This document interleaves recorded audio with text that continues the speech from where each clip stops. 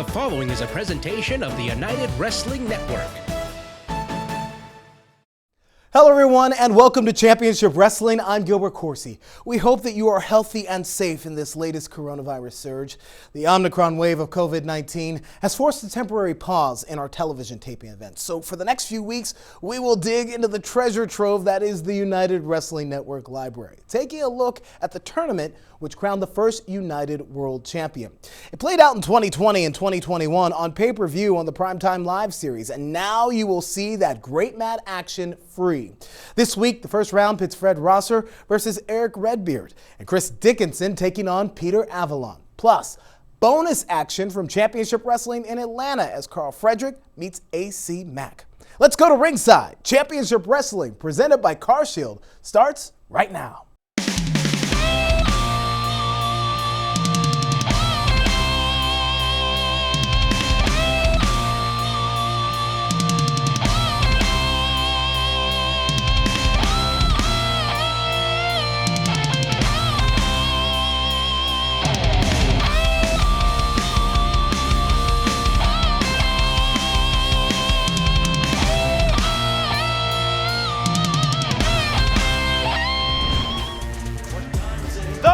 Contest is a first-round match in the United World Championship Tournament. Introducing first from Miami, Florida, weighing in at 239 pounds, Mr. No Days Off, Fred Rosser.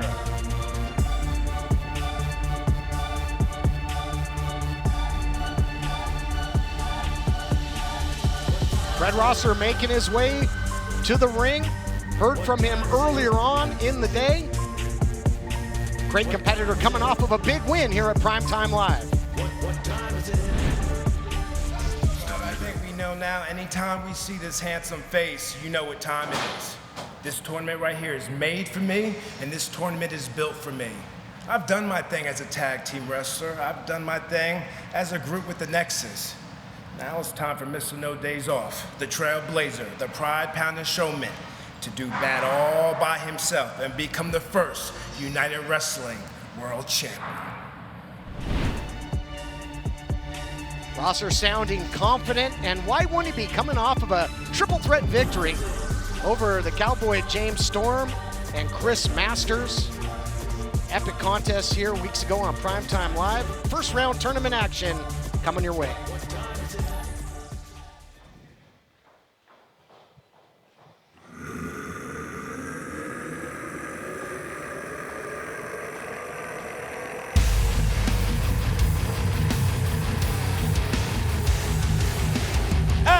Introducing his opponent from Minneapolis, Minnesota, weighing in at 335 pounds, Erick Redbeard. Blake, here's a guy that seems to be a guy right after your own heart. Just a big monster that could cause a variety of damage. This is a big boy, man. I'm 6'4", 240, and this guy towers over me. He is a monster, and this is the kind of guy I'd imagine being born thousands of years ago and walking the battlefield with a bloody axe. He is a scary dude. Yeah, he does look like he came here by time machine. And Erick Redbeard, you know, kind of a homage to Eric the Red, a Nordic explorer who was the first to settle in Greenland.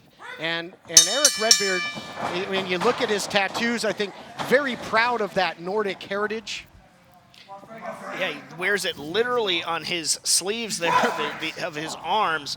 But man, even his music's just intimidating. This guy is a force of nature. Just look at him. You can see the intensity in his eyes. He has not pulled his eyes off of Rosser since he stepped into the ring. Immediately upon that bell, he came charging out and tossed Fred out. Fred has his hands full with this big man in this matchup here tonight. Redbeard just maintaining, you know, like you would maybe in a fight. You take the middle of the cage, middle of the octagon. That's what Redbeard was doing with the squared circle. Rosser has to jump up just to get him in a side headlock. I mean, that tells you the size of this monstrosity of Redbeard. But holding on pugnaciously here is Fred Rosser. Holding on for dear life. That's not gonna knock Redbeard down. He is standing tall, but Fred Rosser, no, not for lack of trying. he's doing everything he can to take Redbeard off his feet. Out the back door, the Redbeard put on the brakes, pace quickens, and the big man runs him over. Rosser's doing a fantastic job of using his agility to not get grabbed and continue to move around Redbeard. Oh, big slam. But so as soon as he collided with Redbeard, he hit the ground. Now Redbeard's got his hands on him, and he is doing some serious damage. Rosser has got to get out of this corner and prevent himself from staying attached to Redbeard, because it's going to be a long, painful night for him as long as Redbeard has his hands on him. Not where you want to be in the corner where the big man can tee off. Huge headbutt. And if it wasn't for the turnbuckles, I think Rosser would be flat on the canvas. Both of these guys, original tournament competitors, but not in the match they were originally scheduled for. And that maybe changes their strategy. Redbeard was expecting to take on a man similar in his size and stature. Rosser was looking to take on a powerhouse technician, fellow member of New Japan Pro Wrestling, and now Rosser taking out the wheel. Sound strategy. I think that's absolutely a sound strategy. And you mentioned that, you know, Redbeard was preparing for a much larger competitor. If you're Fred Rosser, I think you have to try and take advantage of that, as he looks like he may be going for that STF right now. Sinking it in. He's got the big man horizontal. What body parts is this attacking here? So he's attacking the left knee as well as the spine and the neck. Potentially, if you can get under the chin, you're also going to see a little bit of a choke in here. So this is a hybrid attack that's attacking several segments of the body. And essentially, as you see with these elbows, he's chopping down. He's beating his energy bar down to slowly start chopping this big man down. And if he keeps working on this knee and can keep Redbeard on his back, then that's how he's got to fight this fight. Whole thing is, though, guys, when you're 6'8", it doesn't take a whole lot to get to the ropes. And both of these guys, much like Dickinson, who advanced, vying to become the first ever, the inaugural United Wrestling Network World Champion. You know, both these guys held, and a big clothesline, down goes Rosser on the apron. Both these guys, interestingly enough, held tag team gold in the WWE. You know, Redbeard with Brody Lee. You had Rosser with the primetime players, but neither has been a world champion. They're well-traveled, they're world-class athletes, but this is a huge opportunity for them to hold world title gold. Yeah, no doubt about it. A time for both men to prove themselves as singles champions. That's what Fred Rosser was talking about before the match. Looks like he's seeing stars. Going back to the STF, Redbeard might just have been too big for Rosser to properly lock that in. And now Fred Rosser in the wrong part of town. Here's the power blade. Nothing fancy, but very, very impactful. The body slam and the big splash. That's one of his favorites. Invading enemy territory there, and comes up with a near fall. So one of the things about being as big as Erick Redbeard is, it doesn't always have to be pretty, but it's usually going to be effective. That big splash wasn't the prettiest thing, but man, you can see the way Rosser is holding his body. That's doing some serious damage. And if he stays in the corner eating shots like these, like I said earlier, it's going to be a long, rough night for him. I tell you, Redbeard came in ready for war, though, James. This is his first match in about 8 months. So where Rosser has been active with New Japan Pro Wrestling, and of course right here on Primetime Live, our first shot seeing Redbeard back in action in quite some time, but certainly looks like he's been readying for battle. Yeah, it looks like he just got let out of a cage. He is just hungry for a fight, and Fred Rosser is in a bad way in that corner. I don't like where this is going for Rosser. Able to avoid the impact, though. That probably saved the matchup for him and keeps his championship hopes alive. Self-preservation. We saw the submission attempt earlier by Rosser. I wonder if we might see some more in the form of the cross-face chicken wing at some point. That was a move that he adopted from the legendary Bob Barker. You know, before he's going to be able to work some of these submissions on the ground, he's got to get that big man on the ground, and that is going to be a big task. Oh, look at that leg sweep. And earlier, the big shot in the corner, and another just when Rosser thought he had some light at the tunnel. There was a freight train coming this way. Here's the cover, and it's cliche, guys. I'm fluent in cliches, but when Redbeard hit in the corner, the ring shifted. The ring moved. Yeah, it is the rumbling of that Norse thunder in the ring when Redbeard is on the attack. And I'm just looking in the eyes of Fred Rosser when Redbeard is just assaulting him. It is fear. It is, what do I do to get out of this? How can I hang on? How can I...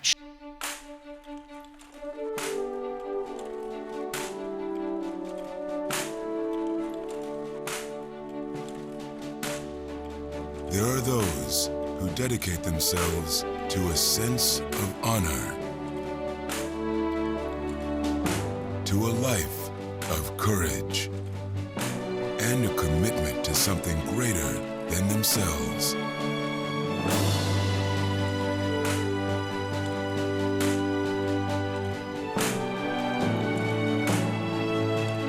They have always defended this nation and each other. They still do. The few, the proud, the Marines.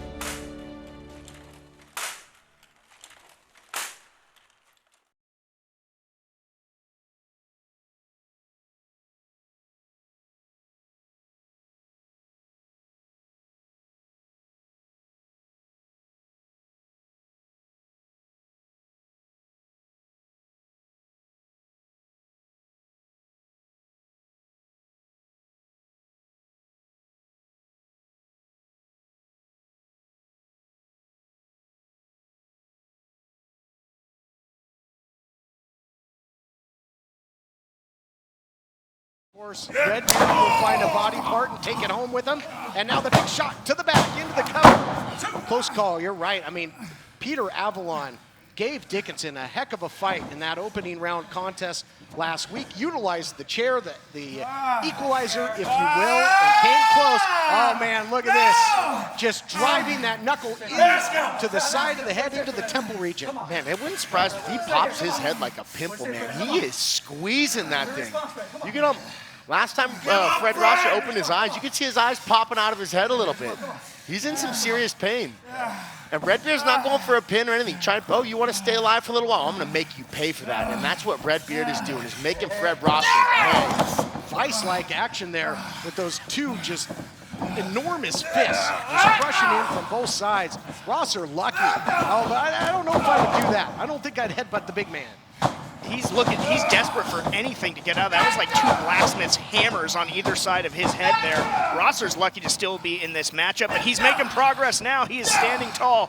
That is one thing about Fred Rosser. He doesn't know the word quit. He's going to keep fighting until his last breath. What acceleration by the big man. Agility on display, and flattens Rosser with the crossbody. Incredible acceleration. Incredible collision there. Rosser was going full speed at him, and Erick Redbeard charged back at him, and that collision they had in the middle of the ring. I'd like to see Erick Redbeard go for a pin right now. Rosser's hurt. Well, Redbeard knows it, and Redbeard looks like he's measuring Rosser for something here, James. He's getting the distance that he wants. We've seen the agility out of the big man in the kick in the past. Loves that big standing, spinning kick. And look at there, you see it again. Just absolutely waylaid him with that crossbody. Nasty shot. Back to live action, you can see there that the big man now in trouble on the outside. Rosser has found a way to continue to survive in this thing. He bought himself a little window of time to be able to recover a little bit. He just jumped out of the way of that. Erick Redbeard threw himself out on the floor, hit the corner post, and now Rosser's got a minute to get his composure.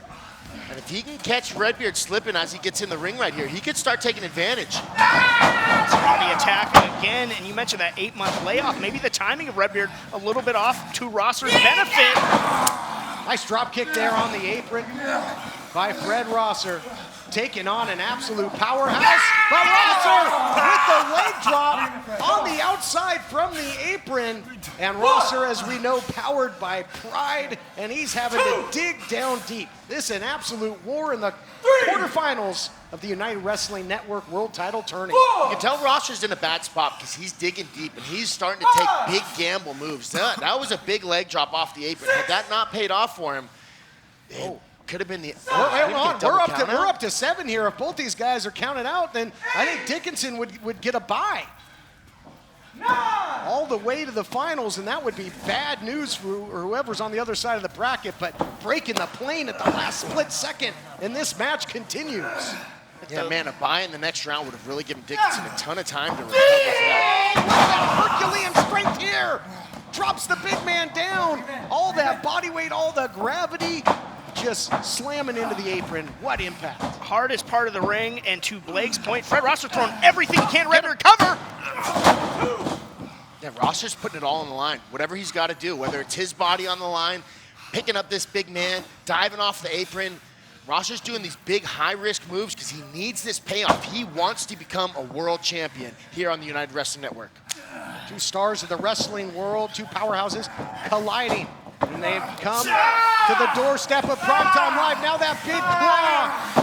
You've seen him put people away, but breaking down the hands there and throwing bombs to try and get the heck out of harm's way. He lifts up the ball. There it is. More thunder from Redbeard.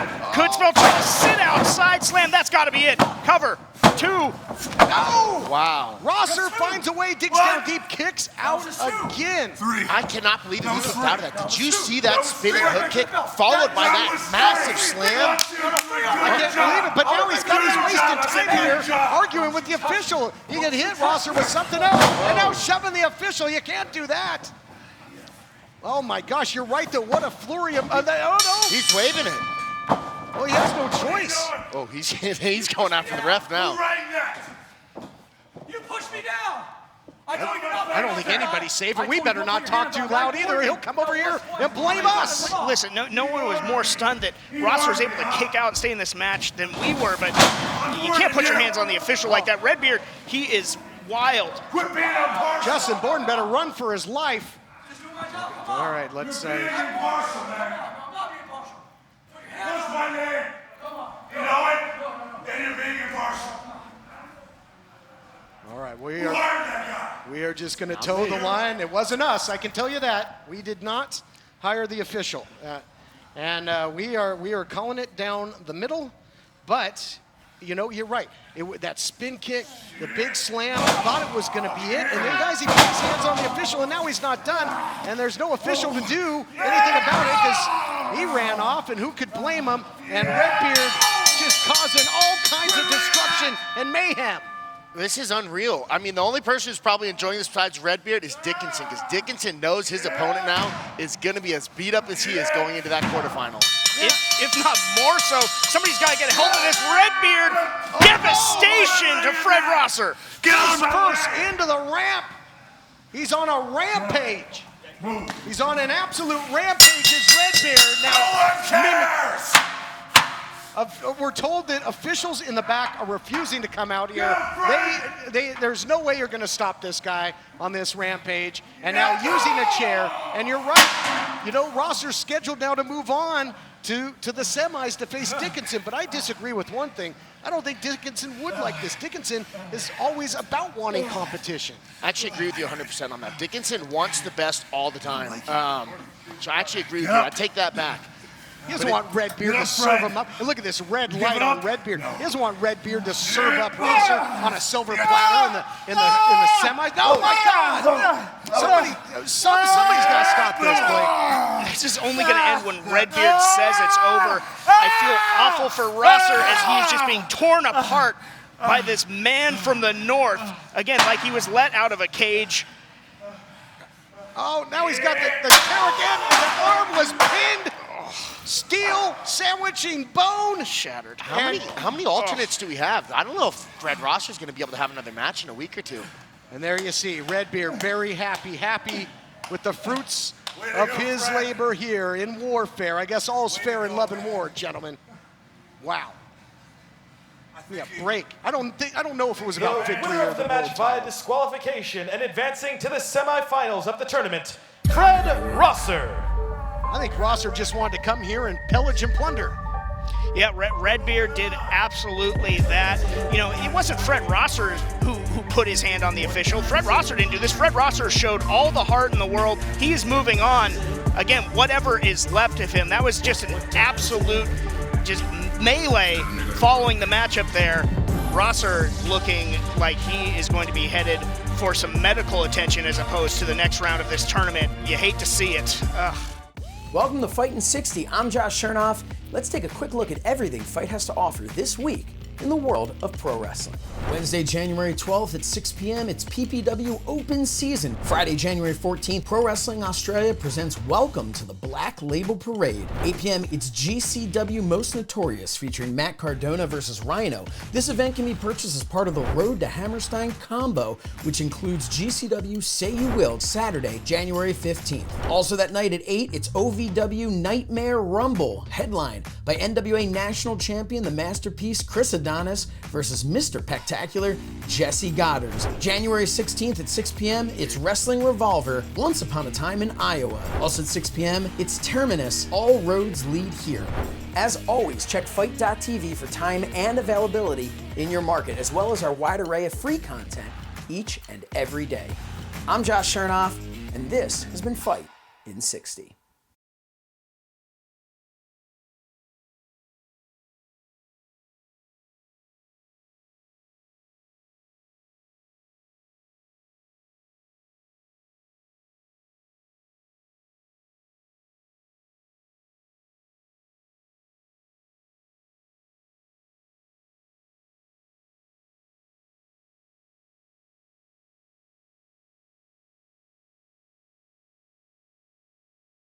You know, AC Mack, yes, many do call him a loudmouth, but for AC Mack, it's more about just speaking his truth. AC Mack has fought through a lot of adversity throughout his life, throughout his career, and he does not want to be silenced. Some would say it's controversial. He just says he's speaking his mind, and he has that right.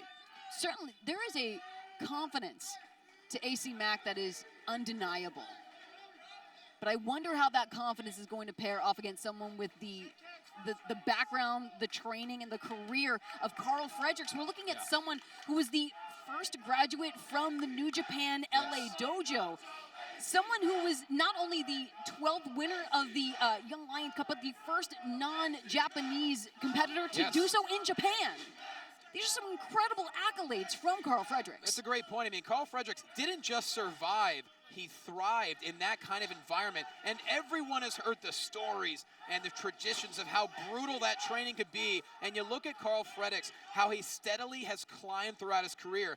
This is truly a contest between two stars on the rise. But you see right now, Karl Fredericks definitely more of a technician in comparison to AC Mack.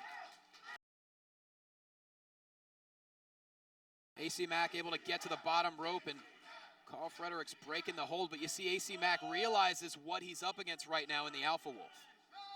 And certainly Karl Fredericks is somebody who, there's an aggression to him, but I don't think that it's a negative thing. It might be perceived as hyper-aggressive, but really that is just the strong style of New Japan training. That is just what's literally and figuratively beaten into them. No question about that. Karl Fredericks realizes he can handle anything and he can succeed in any situation. And when given the opportunity to come to Championship Wrestling presented by CarShield, he jumped at that opportunity. And what a first-time ever matchup we have here between AC Mack and Karl Fredericks. Very easily matched early on here.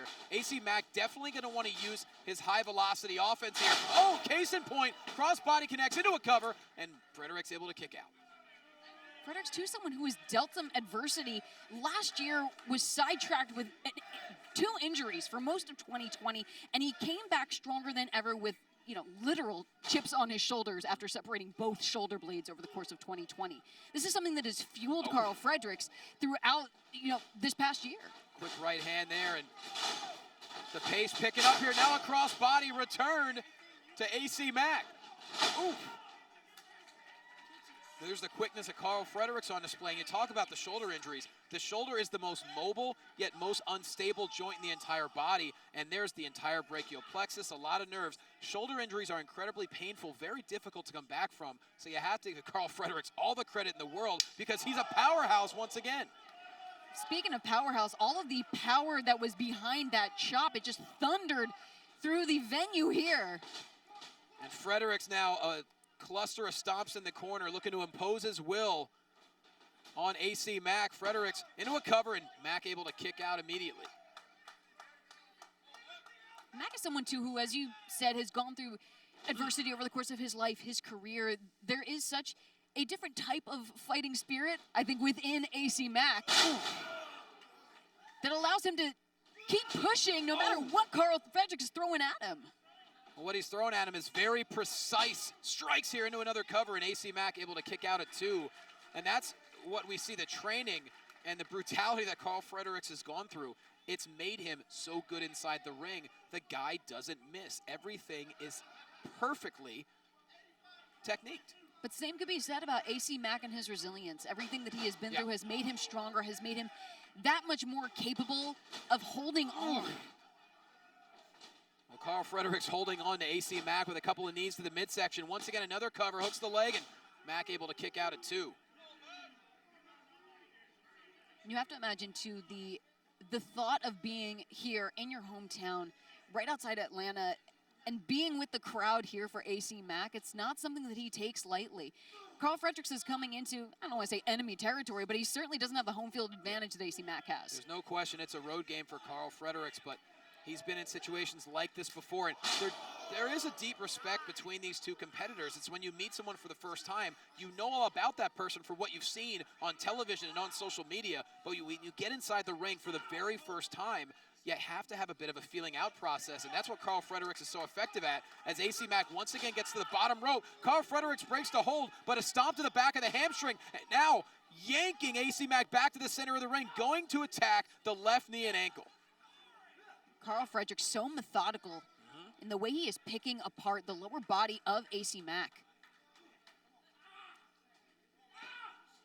But how much of the confidence left over from the win against Ariya Daivari is going to be able to carry AC Mack through the devastation of Karl Fredericks? Well, he has been riding high. We saw AC Mack speaking just last week, saying that he didn't know what was going to happen next in his career, but he was more than ready. Well, Karl Fredericks is here in the United Wrestling Network. Ooh. And AC Mack is in dire straits here as Fredericks is now overpowering Mack. Now being brought back up to his feet. Karl Fredericks straight between the shoulder blades, that swift kick. And Fredericks once again hooks the leg into another cover, and Mack struggling that much more to kick out. You see him feeling the effects of his lumbar spine. You take out the lower back, you're going to take out your power from your legs. And Karl Fredericks knows it so well. You think about everything he learned from Shibata. He knows how to attack any joint in the body, any body part. Karl Fredericks doesn't care about style points. He will wear you down.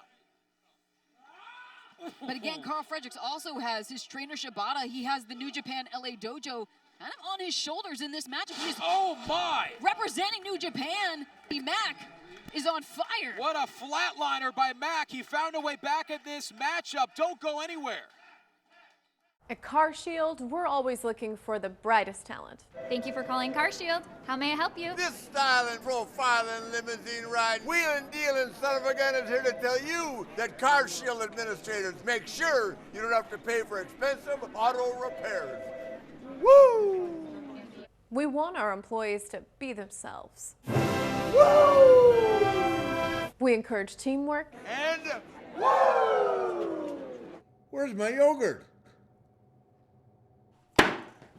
Woo! How'd that taste?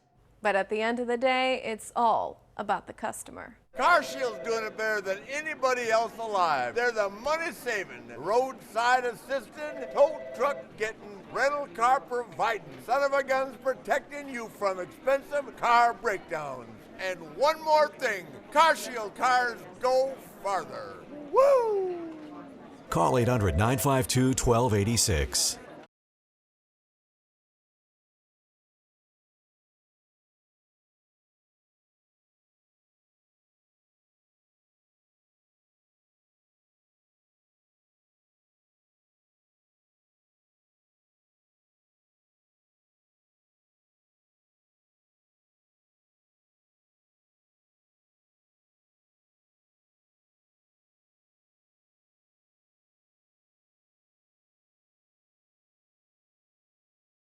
Welcome back to Championship Wrestling presented by CarShield. What a contest between AC Mack and Karl Fredericks. Mack into another cover, and Fredericks powers out at 2. It has been very evenly matched so far. It's the technique of Karl Fredericks and the speed of AC Mack. Something's got to give here.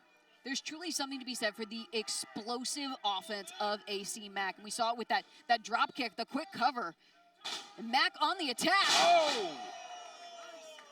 Without question, the most damage Mack has done thus far in this matchup, and once again, Frederick able to power out, but you just see the look in the eyes of AC Mack. He is so resolute, always undaunted.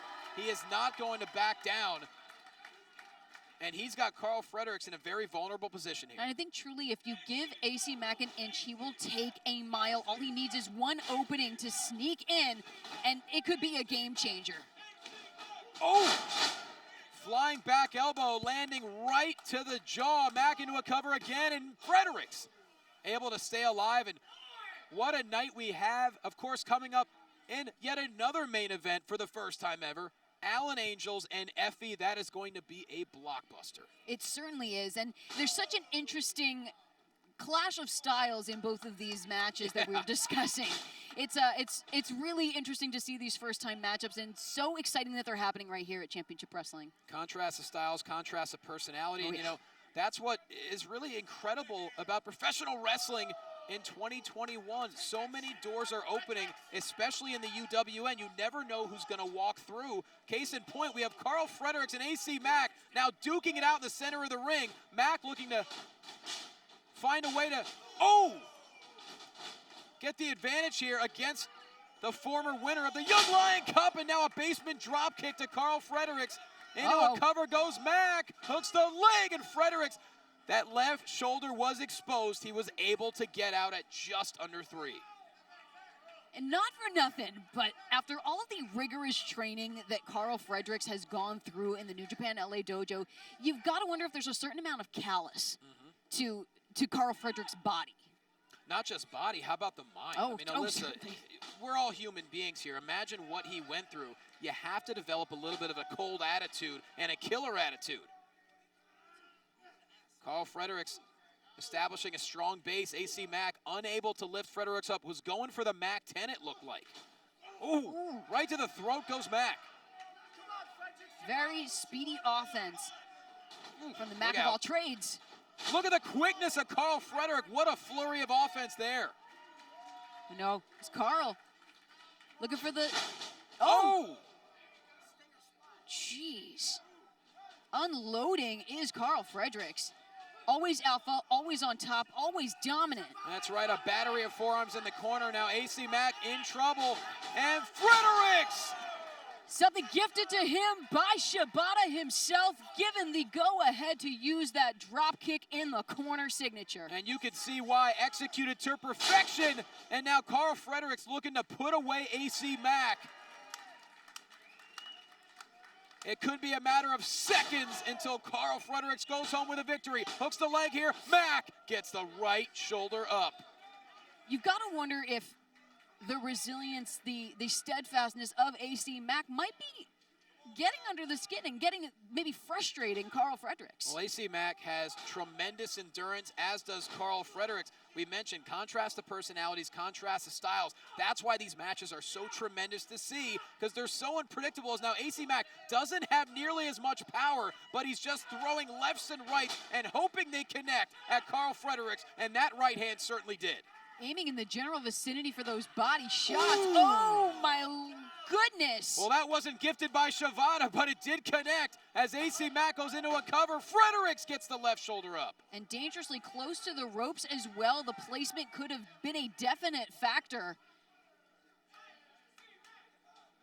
And Karl Fredericks struggling to get back to his feet. AC Mack measuring up Fredericks now. This could be another massive victory in the career, as AC Mack has been building momentum throughout the Southeast, throughout the country. Oh, look out! AC Mack's sights were set, but Karl had it scouted. Oh, wait a minute. Fredericks going for the Manifest Destiny, perhaps. Definitely setting up, but AC Mack able to evade. And a back elbow. Oh, the boot connects. Oh. Karl Fredericks looking for one more for good measure. Backhand across the face, and oh my, spine buster by Fredericks, immediately into the cover, and Mack still in the fight, but Fredericks, look at that, wasting no time. Manifest Destiny! That is it! Into the cover, and Karl Fredericks with the victory. Here is your winner, Karl Fredericks. What matchup we just saw. It certainly didn't disappoint, Alyssa, as Karl Fredericks found just enough of an opening to hit the Manifest Destiny, and no one gets hit from that. I mean, AC Mack, such a strong showing in a very back and forth contest, but you gotta admit, Karl Fredericks, the alpha wolf, always alpha, living up to that namesake. As we take a look at the Manifest Destiny brought to us by Lux Jewelers in Atlanta, it was so evenly matched out, but it was a flurry from Karl Fredericks at the end that led to the Manifest Destiny planting the skull of AC Mack in the center of the ring, and the alpha wolf walked out victorious tonight.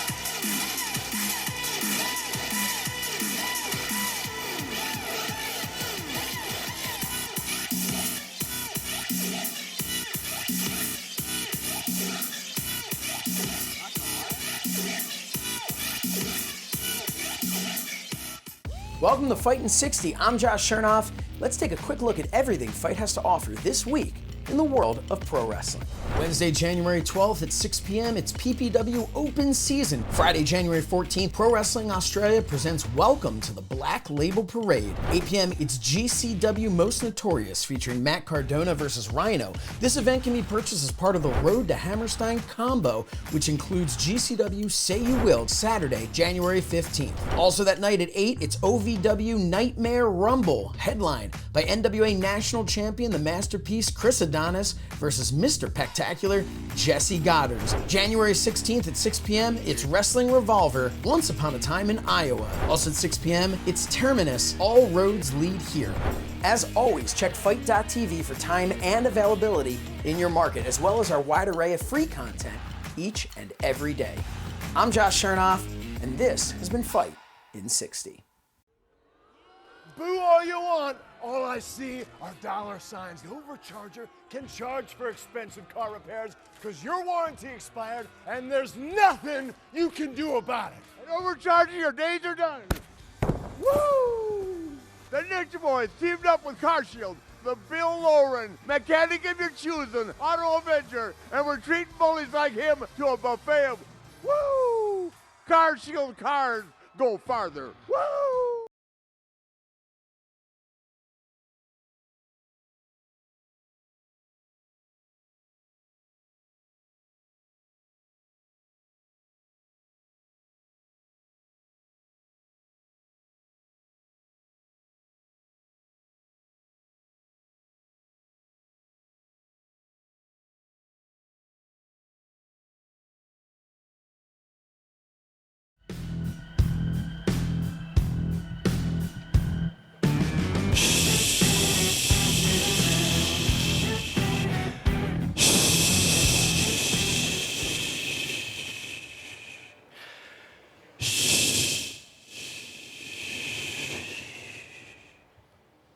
Dirty Daddy Dickinson.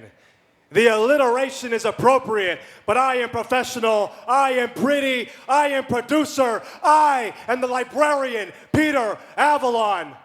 I am the face of the United Wrestling Network. Without me, your longest reigning heritage champion, there would be no Primetime Live. So David Marquez, you're welcome.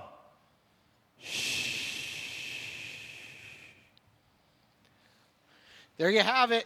Peter Avalon returning to the United Wrestling Network. And he's made a lot of history here, and we'll go over that in a minute.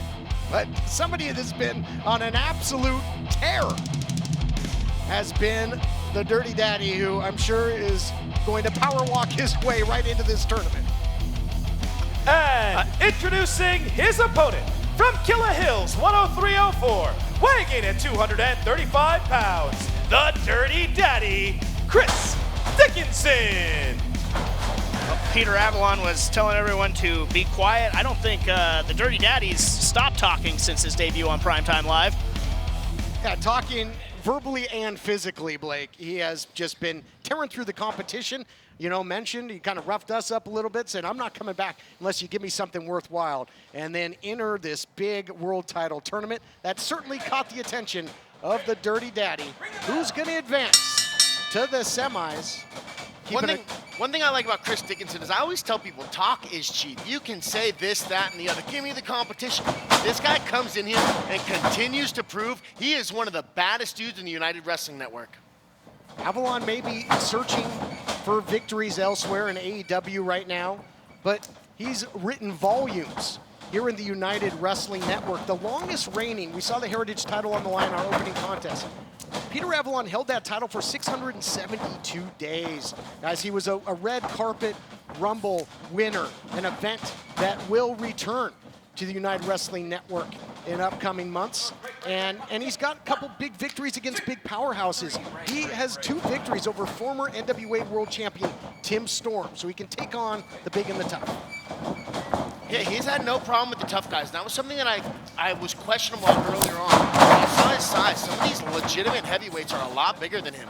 But like we saw with Anthony Ido, he will pick them up the same and slam them on their head, just like he will with the cruiserweight. Dirty Daddy has been unstoppable, James, undefeated in the United Wrestling Network. Not only here on Primetime Live, but also on Championship Wrestling from Hollywood, where he recently made his debut. Yeah, no doubt about it. And he has been something of an MVP here for Primetime Live. And he not only that, but he is tournament tested as well in his career. That's all you got? That's it. Oh my goodness, flirting with disaster. You talked about, I don't think you're gonna shut the Dirty Daddy. No one's been able to shut the Dirty Daddy up yet. You know, I would have expected Pete Avalon to do his homework, but there's no way he did his homework if he's gonna wave his finger in the Dirty Daddy's face like that. I could have told you that was coming. And guys, that's his page-turning hand. That's more devastating than you can ever imagine. Certainly worse than a paper cut. A little bit of hubris there for Peter Avalon, perhaps, and it's coming back to bite him. But again, the Dirty Daddy, he won the now GCW Jersey J Cup in 2014, but this year he won the Acid Cup 2, defeating Blake Christian in the finals. So again, he's got a lot of tournament experience coming into this. And you know, as you see Avalon there being elusive. Oh, goes upstairs, he took the big man down. He's got Dickinson rocked here in the early going. Oh, look at this, looking to advance. And we saw with Serena Deeb, Thunder Rosa, sometimes you can come down to fundamentals with a pinning combination. Tilt-a-whirl slam the other way by Dickinson using his power. Beautiful where he just went right into the pin. I would like to see more guys do that. You see a lot of guys waste 2-3 seconds, dropping a guy, getting up, and then going to pin it. Dickinson went immediately for the pin, and that's the type of stuff that I think will win championships when you're in there with a really tough opponent. We've seen this. He pops hips, snap suplex with authority by the Dirty Daddy. Looking on, you got to believe, you know, we saw that ominous words from Erick Redbeard, who makes his entrance into the tournament next week. He takes on former dominant Heritage champion Watts. What a battle of the monsters that will be. And one of those two men await the winner of this first round matchup. Not an easy draw on either side of the bracket. I mean, the man from the north, Redbeard, coming to Thunder Studios to take on Watts. That is going to be a clash of the Titans, no doubt about it, as Avalon is in a bad way here in this bear hug from the Dirty Daddy. I'd like to see Avalon try and get his left arm in front of the Dirty Daddy's face. If he can cross-face him and push him away, he can alleviate a lot of that low back pain. He does not. He's got to get that left arm between his face and Dick. There we go, like this. Now trying to strike his way out of this. You know, and this is gonna, Dirty Daddy using a lot of energy here, just carrying around that extra body weight. If it doesn't put Avalon out, a little round of applause, and now shot after shot, but holding on like a boa constrictor is the Dirty Daddy. Switches his grip, and this could be bad for Avalon. Beautiful vertical suplex. Just goes to show how much power he has. He is like a fire plug, man. He's not a giant guy, but he is picking dudes up and tossing them around. Yeah, he is deceptively strong. And TK, to your point, in terms of the amount of exertion, you saw the veins bulging out of Chris Dickinson's head when he had Avalon in that bear hug. Looking to continue the full court press. Power on display. Oh, it might be Pazuzu bomb. We haven't seen that yet. He's been putting people away with the Death Valley driver looking for the Pazuzu bomb on the ramp. Roll up the other way, feet on the ropes. Not this way. Oh, caught by the referee. Peter Avalon willing to do anything to advance in this tournament. I think he might feel a little bit entitled to be that first United Wrestling Network World Champion. He has been a foundational piece here. And now a roll-up attempt here by the Dirty Daddy.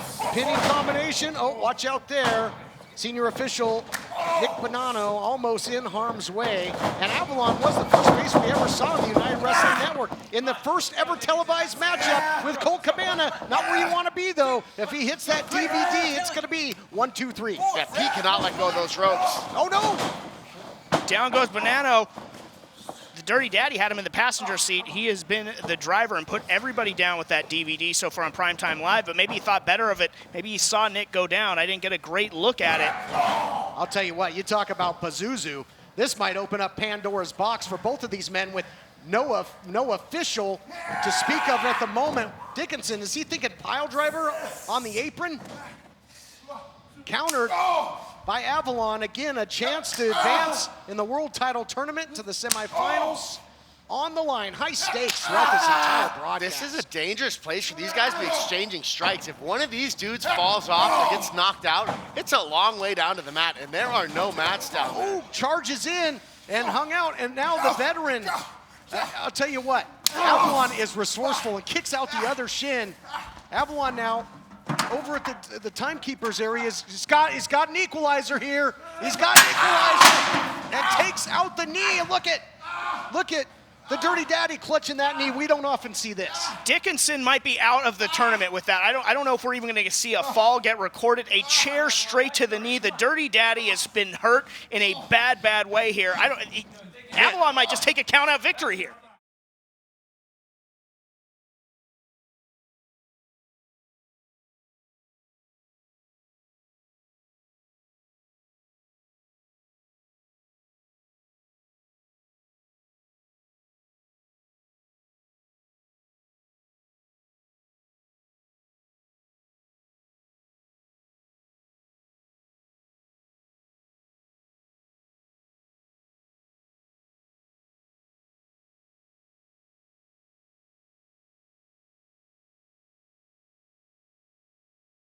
I've been working out since I was 15 years old.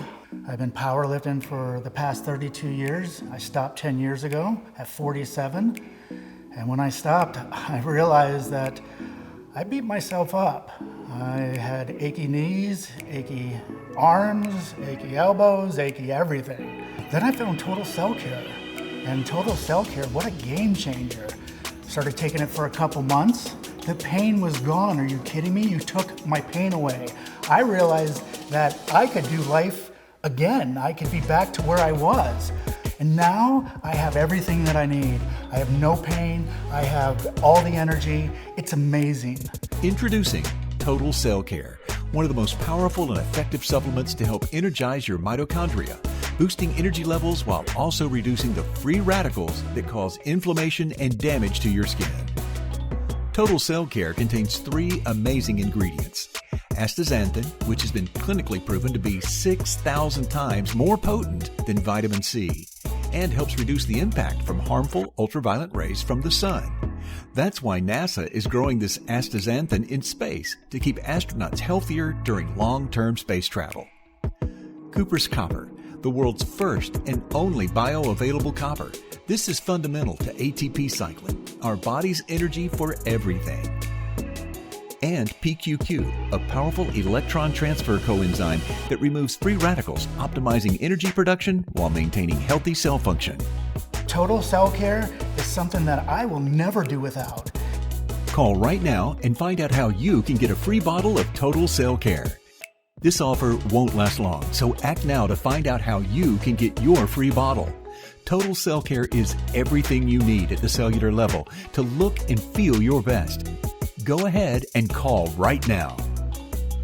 That knee is going to be served up to Peter Avalon as long as he can go after it. And guys, again, a chair shot. The knee was isolated. Wide open shot. The official didn't see it. Otherwise, this thing clearly would have been over by a disqualification. And that is the difference maker. You're all the same size when you're horizontal, Blake. And Avalon found a way to get the upper hand. Yeah, and he's damaging his leg in a way that you might see Dirty Daddy struggling to even be able to get himself up and off of the mat. This is some serious damage to that leg. And if you can take a guy's wheels out from under him, really nullify a lot of his attacks, his guns, his defense, just about everything. If they're not on the ground, that leg is basically worthless. You can see the pain. I mean, just writhing in pain. And how many times do you see Chris Dickinson need the salvation of the rope to break a hold, James. That speaks volumes for the librarian. It might be the first time at Primetime Live, Dickinson trying to get Avalon in the passenger seat for that DVD. Avalon goes right back to the knee after that chop block. But you're right, this is the deepest water that Dickinson's had to be in. Oh, and now looking, for a variation of that golden arch. He's put a lot of people away.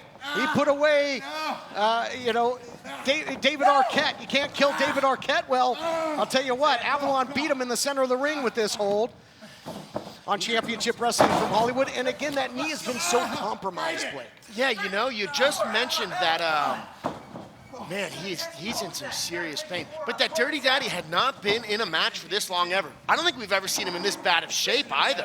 Not only has he not been in this long, but I don't think I've ever seen him in really a bad spot. He's in a bad place right now. We haven't seen his knee taken out with a steel chair. Yeah, you might not like the tactics, but yeah, this is as bad a way as we have seen Dickinson in, as Avalon is now going to go up to the top rope, going for that moonsault. Nobody home. No water in the pool, and now turning it back the other way is Dickinson, and that might be that window of opportunity he needs. Can adrenaline start flowing through that body? Can he get back to his feet using a wide base, trying to have his sea legs here is the Dirty Daddy, and now both trading in the center.